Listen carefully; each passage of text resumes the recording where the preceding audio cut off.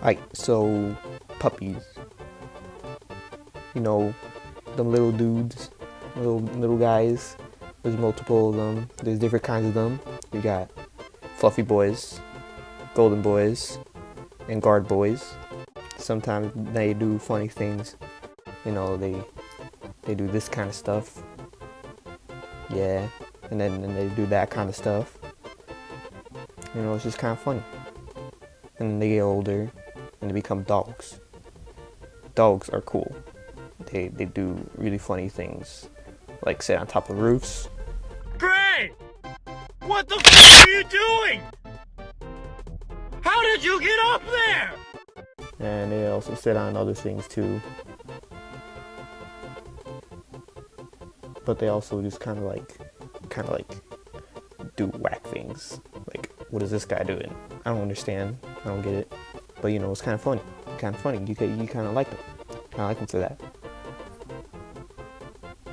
And when you see them do all these crazy kind of things, you're just kind of like, yo, I want one. I want to get one.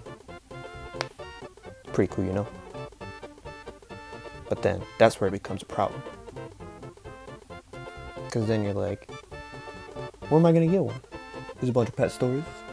But who can I really trust? Who can I trust? I don't got the answer to that. But I could tell you who not to trust.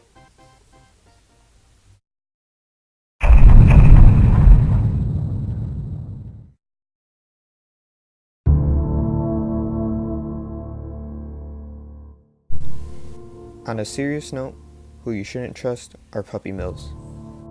Puppy mills is what is used to describe a puppy breeding establishment with inhumane characteristics. The breeding dogs left in these establishments are often left outside, trapped in cages, rotting in their own filth. Dogs end up sick, injured, or even possibly dead.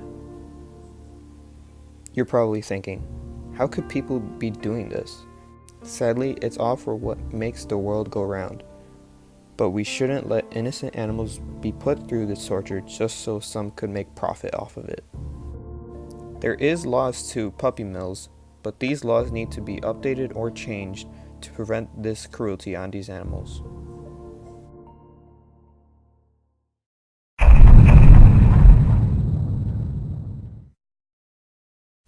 Some might argue, well, we don't need to do anything. There's already laws in place for commercial breeding facilities. And that's true, we do. Under the Animal Welfare Act, all standards of care for cats and dogs are set through it. And the USDA is an agency responsible for overseeing the commercial breeding industry and enforcing the AWA. Yes, it's true, but it's not what you think. Objection! Although all of that is true, the AWA standards are too minimal to ensure humane care and treatment. And, on top of that, the USDA doesn't effectively enforce the AWA. Under the AWA, these are what puppy mills are legally allowed to get away with. There isn't a limit to the number of dogs on a premises, so puppy mills can have as many as they want. A dog can be caged for 24 hours a day, or its entire life. And lastly to include, any unwanted animals are allowed to be killed. So, what did we learn today? Well, we learned that the AWA is actual bullshit!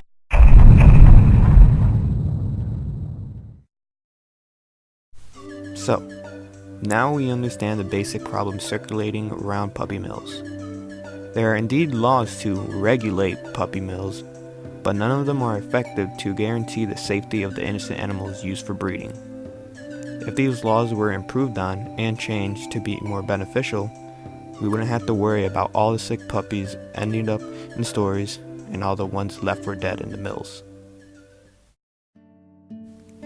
If I have convinced you to get involved in any sort of way, do so. Participate in any local legislative efforts, contact your representatives, do whatever it takes to make a step forward.